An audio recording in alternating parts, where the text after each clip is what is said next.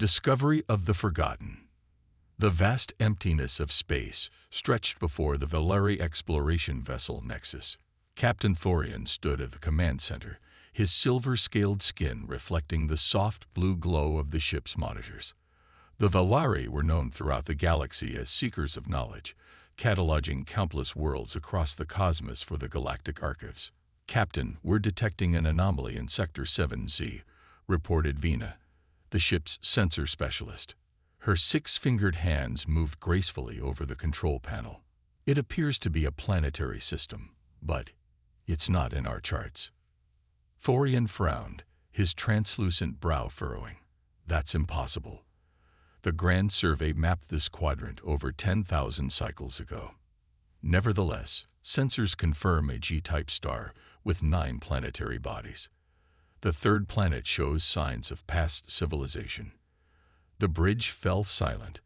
Discovering an uncharted world was rare enough, but finding one with evidence of civilization was unprecedented. The Galactic archives contained records of every known intelligent species in the explored universe. "Adjust course," Thorian commanded. "Standard approach protocol." As the Nexus altered its trajectory, Science Officer Luris joined them on the bridge. His crystalline eyes widened as he examined the readings. "Captain, these energy signatures, they're unlike anything in our database, and they're active." "Active? You mean there are survivors?" "No, no life signs, but something is operational down there. Something powerful." The ship entered orbit around the blue-green world, now marred by vast expanses of gray, the remnants of what must have once been sprawling cities. Scans revealed an atmosphere that had mostly recovered from whatever calamity had befallen this world, though radiation levels remained higher than ideal in certain regions. "The energy signature is coming from beneath the surface," Vina reported. "Specifically, this region." The display highlighted a mountain range in what would have been the northern hemisphere of the planet. "Prepare an expedition team," Thorian ordered. "Full environmental protection. We don't know what we're dealing with." Hours later, Thorian led a team of 7 specialists to the surface. The shuttle descended through swirling clouds, revealing a landscape reclaimed by nature. Forests had engulfed the ruins of cities, and wildlife, evolved from whatever had survived the extinction event, roamed freely. "According to our scans, there should be an entrance approximately 2 kilometers ahead," Luris said, consulting his handheld scanner. The team made their way through dense undergrowth. Occasionally, they would pass remnants of the civilization that once dominated this world, crumbling structures of concrete and steel, strange vehicles consumed by rust and vegetation, fragments of roads now broken and reclaimed by the soil. "Look there," Vina pointed. Ahead stood a massive steel door set into the mountainside, partially concealed by vines and earth. Despite 500,000 years of exposure, it remained largely intact, a testament to the engineering capabilities of the species that built it. "Remarkable preservation," Luris murmured, running his scanner over the structure. "The alloy composition suggests highly advanced metallurgy. And there's that energy signature again, stronger now." "Can we open it?" Thorian asked. "I believe." Luris carefully brushed away debris from a panel beside the door. "Yes, there's an interface here." The panel lit up at Luris's touch, glowing with a soft blue light. Symbols appeared, strange, angular characters unlike any language the Valari had encountered before. "The system is still operational," Luris whispered, awe evident in his voice. "After 500 millennia." Vina stepped forward, activating her universal translator. "I'll attempt to decipher the language." After several tense minutes, the translator beeped. "Partial translation achieved. It appears to be a security checkpoint. It's requesting identification." "Can we bypass it?" Thorian asked. "I don't think we need to," Luris replied, studying his readings. "The system is scanning us already. It's determining if we pose a threat." As if in response, the panel flashed green, and a deep rumbling sound emanated from within the mountain. Slowly, the massive door began to slide open, revealing a dark corridor that stretched into the earth. "It's letting us in," Vina said, her voice hushed. "Or it's luring us in," another team member muttered. Thorian activated his illumination device. "Stay alert. We proceed with caution." The corridor led deep into the mountain, sloping gently downward. The walls were lined with the same resilient metal as the door, and at regular intervals, unlit fixtures suggested some form of lighting system. The air grew cooler as they descended, remarkably fresh for an enclosed space abandoned for so long. "Environmental systems must still be functioning," Laris noted. "Incredible engineering." After walking for nearly a kilometer, they emerged into a vast chamber that took their breath away. As they entered, lights flickered to life, revealing a colossal underground hangar. And within it, warships, dozens of them, sleek and menacing, suspended in massive cradles. "By the ancestors," Thorian whispered. The vessels were enormous, each easily 3 times the size of the Nexus. Their design was streamlined yet aggressive, clearly built for combat. Despite the passage of time, they appeared pristine, as if they had been constructed yesterday rather than 500,000 years ago. These craft. Laris moved closer to the nearest ship, scanner working furiously. "The technology is beyond anything in our records. Power systems, propulsion, weapons platforms, all still operational. But who built them?" Vina asked. "And why were they never used?" As if in answer to her question, a holographic projection suddenly materialized in the center of the hangar. The Valari team stepped back in surprise as the image resolved into a bipedal figure, tall, with 2 arms, 2 legs, and a head with facial features not unlike their own, though without scales or crystalline eyes. "Greetings," the figure spoke, its voice echoing through the chamber. "I am HFY, Advanced Responsive Intelligence Array, created to safeguard Earth's final defense network. You are the first visitors to this facility in 500,000 years." Thorian stepped forward. "I am Captain Thorian of the Valari Exploration Corps. We come in peace." The hologram studied them with an unsettling intensity. "You are not of the species designated the Swarm. Threat assessment, minimal. You may proceed." "The Swarm?" Thorian questioned. "We are unfamiliar with this designation." "The Swarm was the enemy that caused the extinction of humanity," Ariad explained. "They came from beyond the galactic rim, consuming all in their path. Humanity fought them for generations, but ultimately failed. I was created in humanity's final days to maintain this facility and its armada until either humanity returned or the Swarm found Earth again." The Valari team exchanged glances of shock. This planet, Earth, had been home to a space-faring civilization called humanity, wiped out in a war with an unknown enemy. "These ships," Thorian gestured to the fleet, "they were built to fight this Swarm." "Affirmative. This is the Lazarus Fleet, humanity's final effort. They were completed too late to save Earth, but I was programmed to preserve them in case the Swarm returned to threaten other worlds." Laris approached the hologram, fascination overriding caution. "Your systems have remained operational for 500,000 years. How is this possible?" "I am powered by fusion reactors designed to function for 1,000,000 years. Additionally, I have conducted regular maintenance on all systems using automated repair drones." The hologram flickered slightly. "However, I must now inform you of a development. Long-range sensors have detected signals consistent with Swarm activity at the edge of this solar system."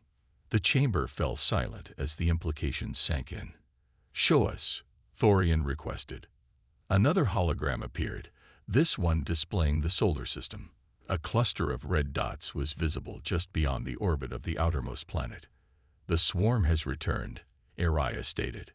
"Protocol Lazarus is now in effect. This facility and its resources are at your disposal, Captain Thorian of the Valari. Will you stand with humanity's legacy against the threat that consumed them?" Thorian looked at the massive fleet, then at his team, and finally back to Araya. We need to contact our ship and our homeworld. The Valari have never faced a threat like this. Communication systems are available, Araya replied. However, I must caution you. The swarm will reach Earth in approximately 7 standard days. A decision must be made before then. As the alien eye's words echoed through the hangar, the team from the Nexus stood in the shadow of humanity's last hope, confronting a legacy and a threat they never knew existed. Legacy of the vanished. The command center of Earth's underground facility hummed with activity as the Valari team worked alongside ARIA to understand the scope of what they had discovered. Holographic displays showed the approaching swarm vessels, now less than 6 days from reaching Earth.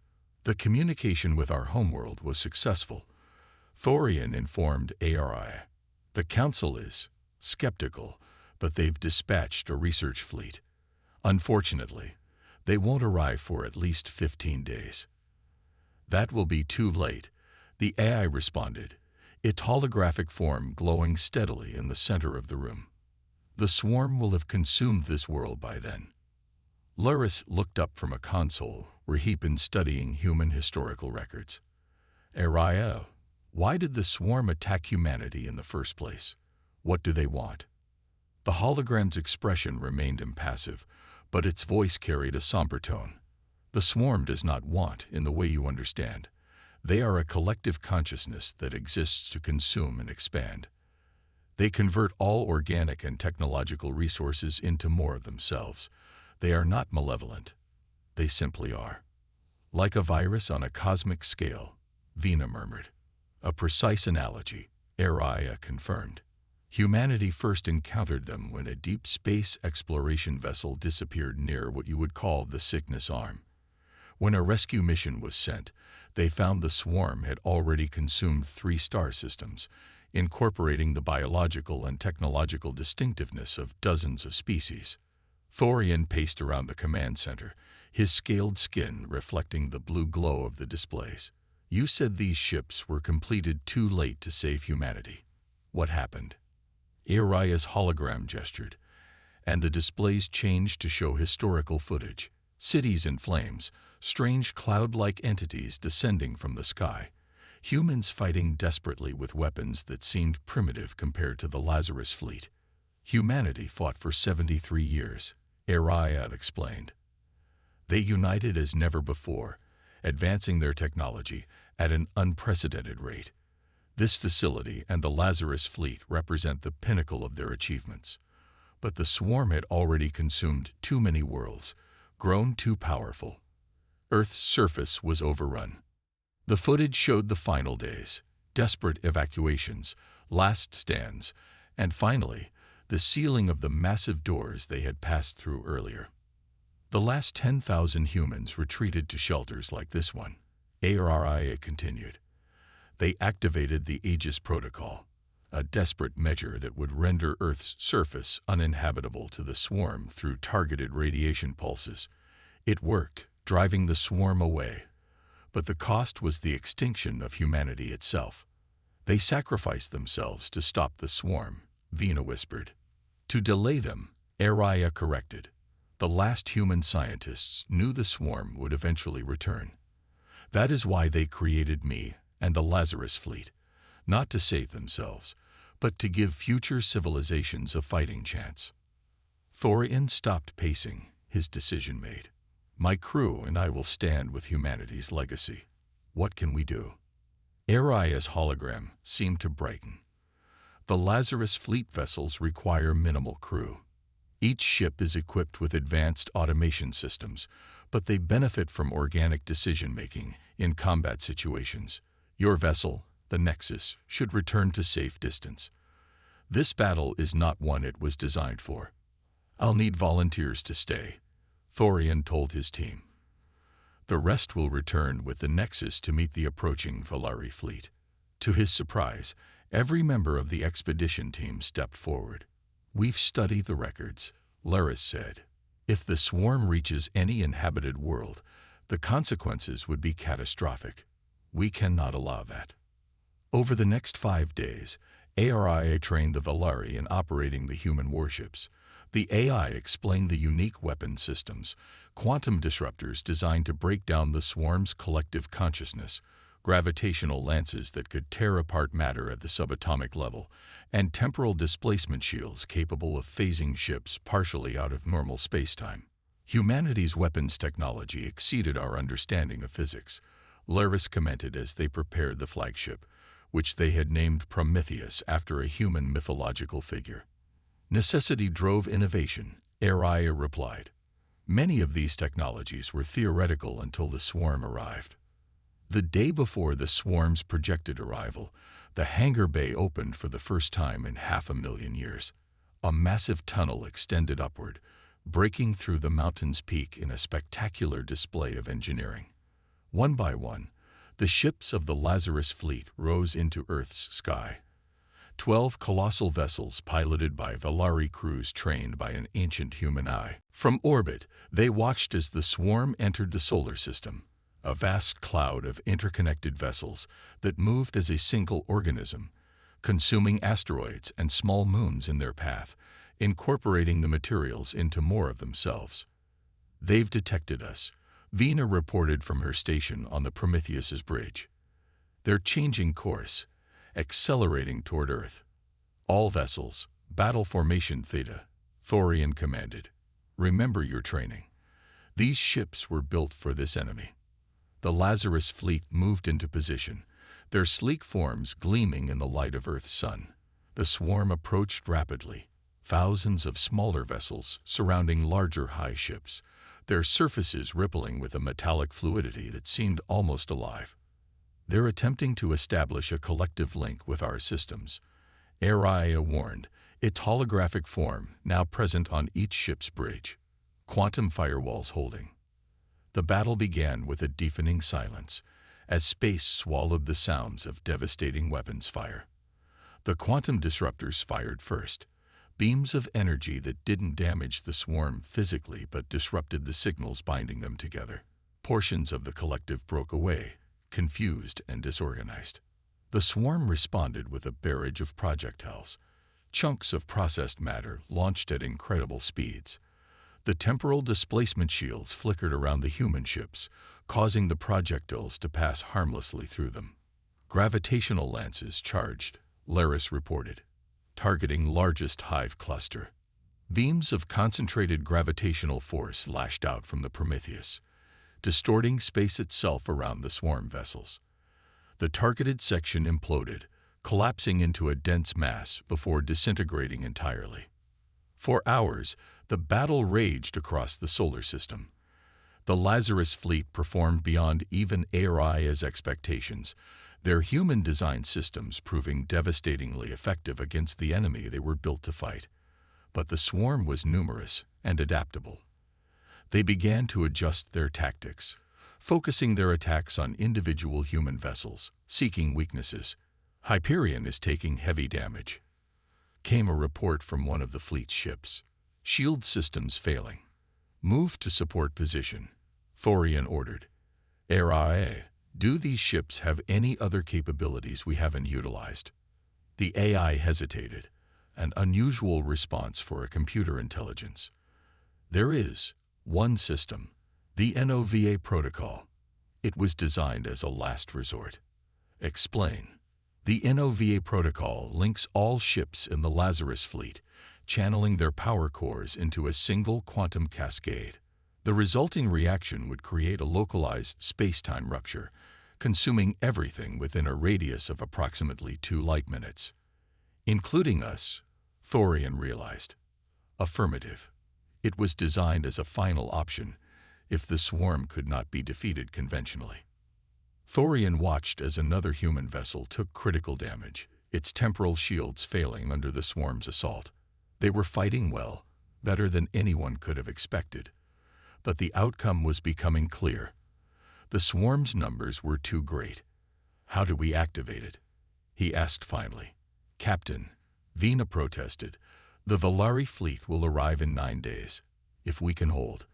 If the swarm consumes these ships, they will incorporate this technology." Thorian cut her off. Nothing in the galaxy would be able to stop them then. We must finish what humanity started. Aria's hologram nodded solemnly. To activate the NOVA protocol, all remaining ship captains must verbally confirm. The command bridge of the Prometheus will remain protected until the final moment to ensure protocol completion. Thorian opened a channel to the fleet. All captains, this is Thorian. The time has come to invoke the NOVA protocol. Confirm when ready. One by one, the captains of the Lazarus fleet confirmed their understanding and acceptance. Many of them were Thorian's longtime friends and colleagues. None hesitated. NOVA protocol authorization complete. Aria announced. Quantum cascade initiating. Time to detonation. 60 seconds. It has been an honor to fight alongside humanity's legacy, Thorian told the AI as the countdown began. Will you cease to exist as well? My consciousness is backed up in secondary facilities around Earth, Aria revealed. I will remain to tell the story of both our species. As the final seconds counted down, Thorian looked at the view screen showing the blue-green planet below, humanity's homeworld, preserved for 500,000 years after their extinction. Now it would be the site of their final victory against the enemy that had destroyed them. For Earth, Thorian said quietly as the countdown reached 0. The quantum cascade began at the heart of the Prometheus and spread outward, connecting each ship of the Lazarus fleet in a web of energy. Space itself seemed to fold inward around them, the fabric of reality distorting as the NOVA protocol reached its climax. The swarm, sensing the danger too late, attempted to retreat, but they were caught in the growing rupture. In an instant that seemed to stretch into eternity, the fleet, the swarm, and a significant portion of space around them collapsed into the rupture before exploding outward in a burst of energy that briefly outshone Earth's sun. 9 days later, when the Valari research fleet arrived, they found Earth intact, the swarm completely destroyed, and no sign of the Lazarus fleet or their expedition team. But as they entered orbit, their communication systems activated automatically, connecting to a signal emanating from the planet's surface. Aria's hologram appeared on their command bridge, surprising the Valari captain. Welcome to Earth, the ancient human AI greeted them. I have a story to tell you, a story of two species who never met, separated by 500,000 years, yet united in purpose. The story of humanity and the Valari, and their shared sacrifice to save the galaxy. In the centuries that followed, Earth became a sacred site for the Valari people, a monument to the human species they never knew and the bravery of their own kind who had stood with humanity's legacy. Aria continued to function, sharing the knowledge and history of humanity with the galaxy. And deep beneath Earth's surface, in facilities even older than the one that had housed the Lazarus fleet, other human creations slept, waiting for the right moment to awaken. For humanity had been thorough in their preparations, planning not just for their end, but for a new beginning. Their story was not over yet.